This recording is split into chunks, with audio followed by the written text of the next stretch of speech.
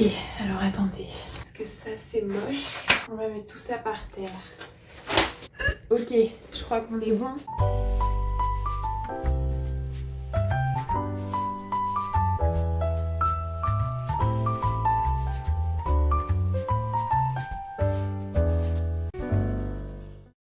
Hello, bienvenue dans cette vidéo YouTube. Aujourd'hui on va parler de tout mon cycle 1 puisque j'ai officiellement validé mon cycle 1, validé ma 3e année de médecine et en septembre je vais être externe.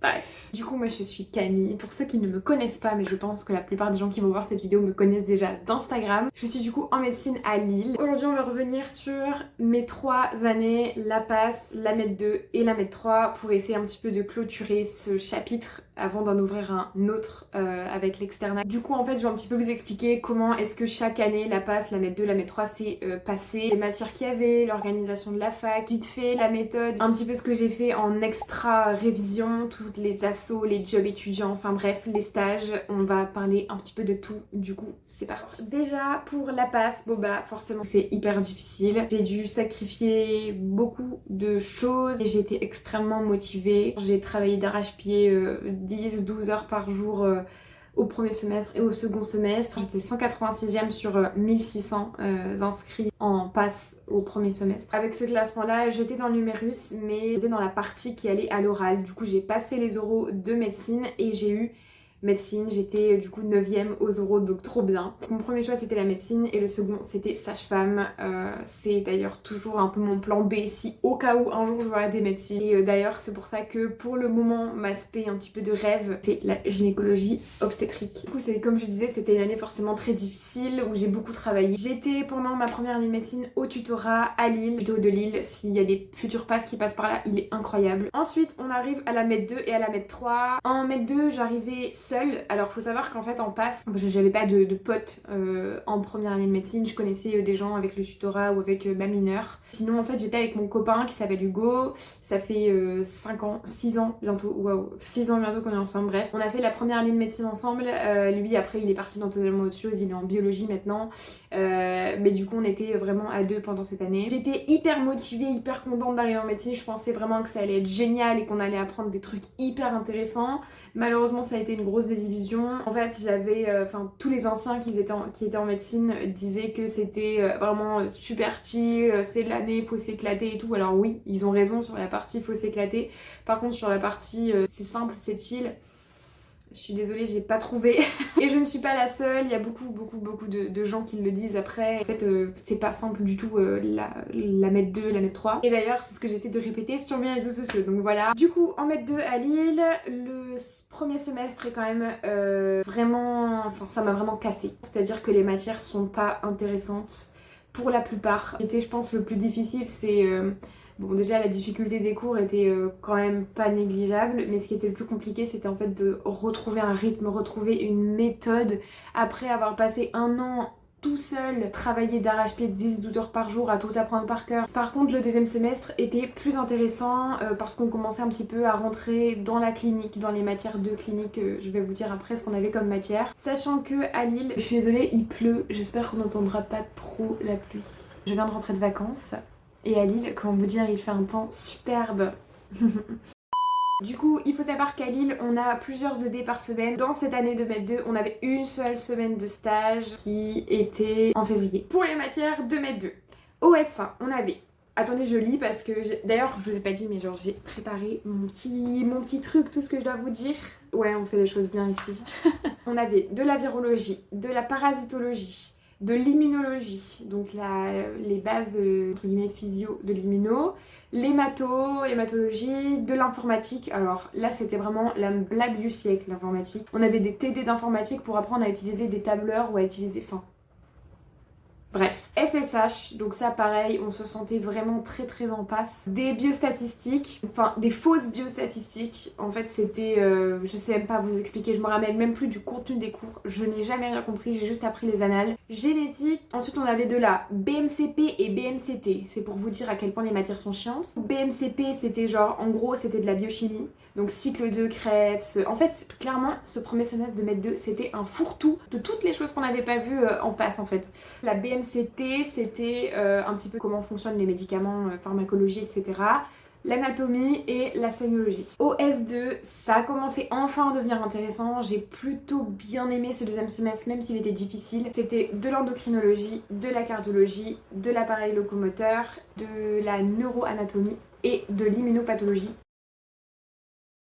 Et donc voilà, au final, il y avait beaucoup de cours, beaucoup d'heures de cours, que ce soit au premier semestre ou au second semestre, surtout au second semestre. Du coup, c'était vraiment pas simple. En fait, au final, cette année de Med 2, pour moi, c'est un peu une année test avec genre la Med 3. C'est une année où c'était un peu le bordel dans ma tête, dans ma méthode, dans mon organisation. En fait, je travaillais beaucoup. Je me suis rendu compte à la fin de l'année qu'en fait, j'avais beaucoup travaillé et pas forcément de la bonne manière. Je pense que mon problème en Med 2, c'est que j'ai trop voulu tout apprendre par cœur. J'ai pas forcément ciblé les annales, je savais pas trop ce que je voulais comme objectif. Au final, voilà, j'ai beaucoup travaillé, j'ai eu des bonnes notes, ça a payé, j'ai eu à peu près 15 de moyenne à l'année. J'ai quand même beaucoup profité à côté et surtout j'ai fait beaucoup d'associations et de job étudiants, mais ça je vous en parle juste après. Ensuite, on passe à la troisième année. En troisième année, du coup, déjà, c'était pas la désillusion parce que déjà on m'avait dit que ça allait être difficile. Ensuite, avec ce qui s'était passé en Med 2, je savais que ça allait pas être simple. Et surtout, je commençais quand même à avoir des bases de clinique, même si c'était loin d'être acquis. Pareil en Med 3, on avait plusieurs redés par semaine, donc fallait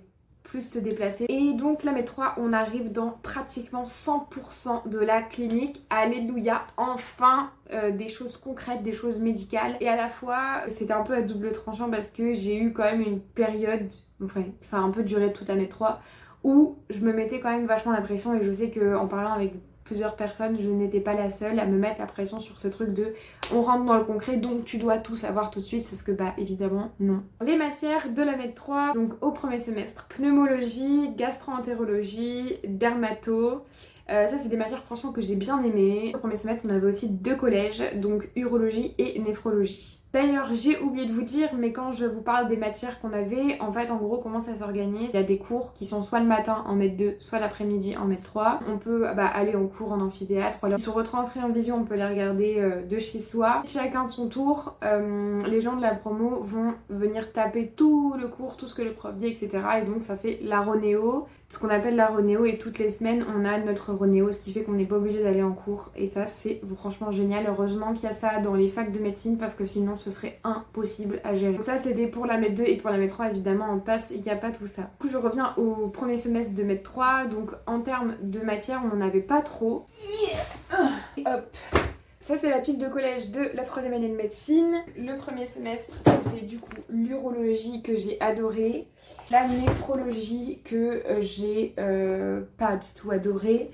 Second semestre de Med 3, on avait comme matière de la neuropsychiatrie, enfin de la neurologie, il y avait une petite part de psychiatrie, de la génétique, de l'anapath, de l'hémato. Génétique, anapath et hémato, c'était des petites matières. C'était ce qui était hyper chiant pour réviser le reste.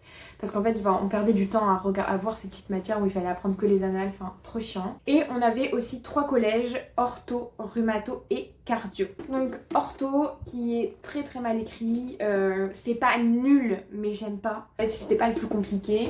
La cardio au final c'était une belle découverte parce que on avait fait donc je vous avais dit de la cardio en Med 2 où c'était vraiment compliqué comme première approche. En fait heureusement qu'on a fait les cours de cardio en Med 2 pour pouvoir ensuite attaquer le collège. La rhumato, alors la rhumato pareil il est très gros et il y a vraiment énormément d'items. Pour le coup ce deuxième semestre de Med 3 il était bien hard j'ai trouvé. Je l'ai relativement mal vécu sur la fin, c'est-à-dire que je pense que j'ai jamais vécu aussi mal un semestre. La fin des partiels c'était le 10 juin donc c'était très tard, il y avait beaucoup de choses, c'était frustrant de pas avoir le temps de tout bien faire comme je l'aurais voulu et ouais j'étais franchement juste épuisée mentalement. On avait aussi des IRC et CRC, donc IRC de premier semestre, CRC deuxième semestre, on s'en fout. En fait c'est introduction au raisonnement clinique et CRC c'était...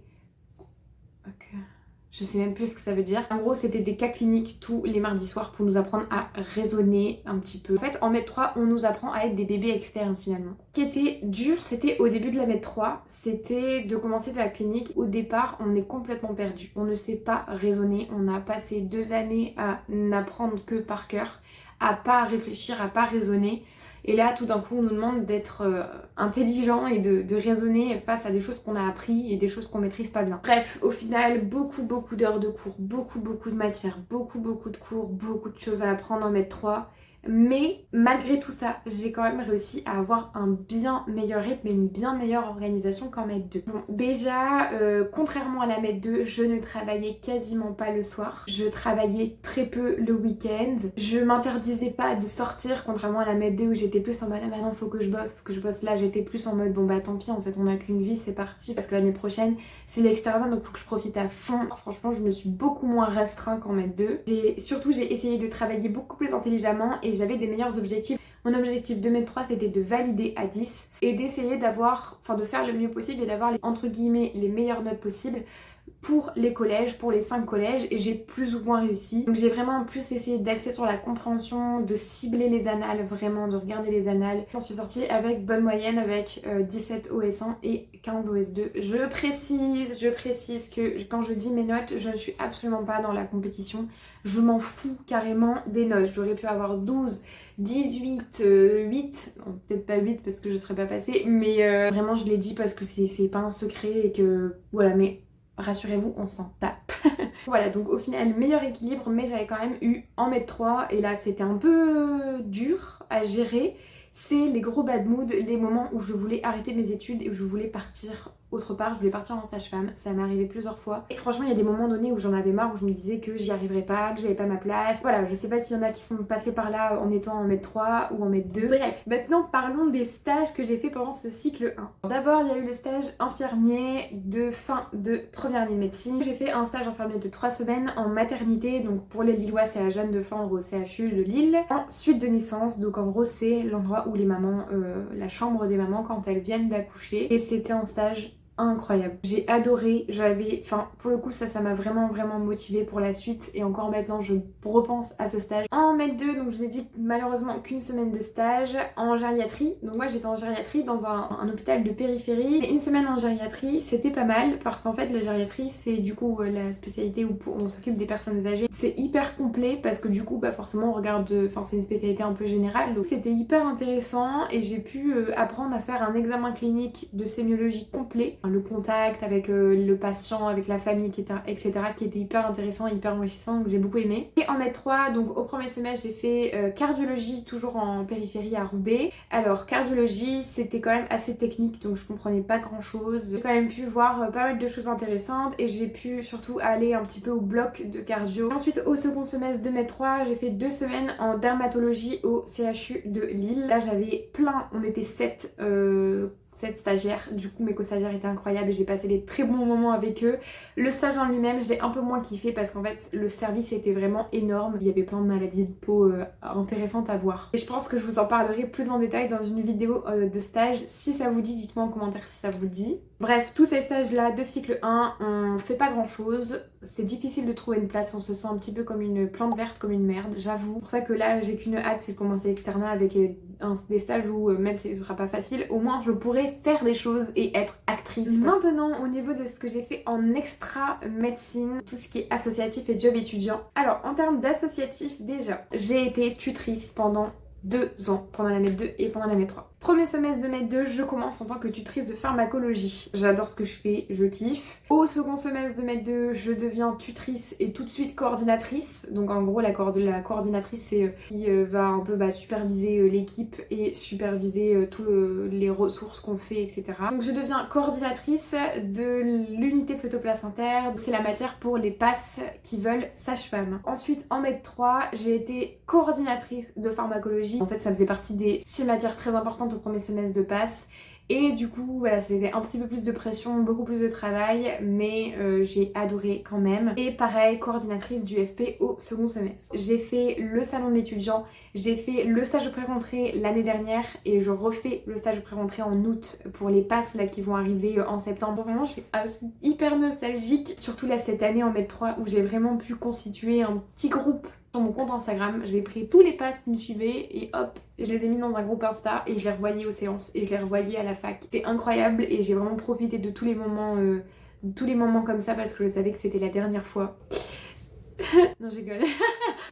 façon. J'ai fait de l'hôpital des Deux-Nours, donc l'hôpital des Deux-Nours c'est en gros pour apprendre aux enfants un petit peu tout ce qui touche à la santé, au milieu médical, pour essayer un petit peu de les rassurer par rapport à tout ça. Et après, la dernière association que j'ai fait, c'est l'orientation des lycéens. En gros, c'est une association qui va aller dans les lycées. Moi, j'ai fait 3 lycées pour expliquer aux lycéens la réforme de PASLA. C'est un petit peu comment est-ce que les études de médecine fonctionnent. Donc ça, j'ai surtout fait ça en maître 2. En maître 3, j'avais plus que le tutorat et le salon d'études. Donc vous voyez, c'était un petit peu chargé de savoir jongler entre tout ça, tout préparer, tout organiser, enfin voilà. Ensuite, les jobs étudiants. Alors, on va passer très vite, mais en gros, au premier semestre de maître 2, j'avais du babysitting 2 fois par semaine. C'était un peu l'arnaque, donc j'ai arrêté. J'ai travaillé au stade de Lille, dans les buvettes, etc. Enfin bref, comme ça je travaillais un peu quand je voulais.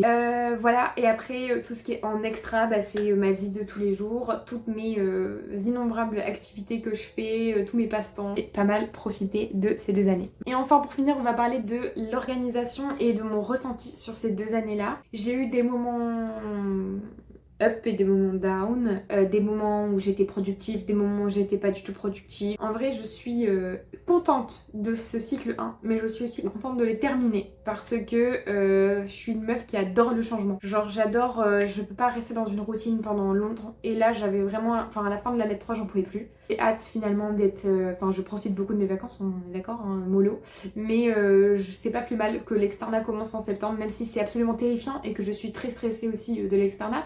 Mais au moins c'est autre chose et ça j'adore. Et au niveau de ma méthode, je vais vous l'expliquer très rapidement, mais je ferai, je pense, si ça vous intéresse, une vidéo là-dessus parce qu'on m'a beaucoup demandé tout ça. Mais en gros, déjà cette méthode elle a beaucoup changé, elle a limite changé à chaque semestre. En mettant en fait, en gros, je travaille à peu près de 8h30 à 17-18h. Alors évidemment c'était pas du non-stop, il y avait une grosse pause pour manger, il y avait une grosse pause goûter, il y avait des moments très productifs et des moments pas productifs du tout, mais au moins j'avais ce rythme là de me dire bon ok, de 8 à 18 c'est ta période où tu sais que tu vas bosser. Pour comment apprendre un cours, premier passage, je surligne et je fais une fiche, je cherche vraiment à comprendre le cours, ça c'est hyper important. Deuxième passage, j'apprends. Passage numéro 3, je regarde les annales pour voir un petit peu ce que ça raconte et là je commence à réapprendre ce cours et surtout en ciblant les annales, en ciblant les listes qui tombent ou qui sont susceptibles de tomber. Les passages suivants, on arrive à ce moment-là aux examens, les périodes de révision avant les examens. Ça va être de revoir toutes ces choses-là, les annales, les listes, etc.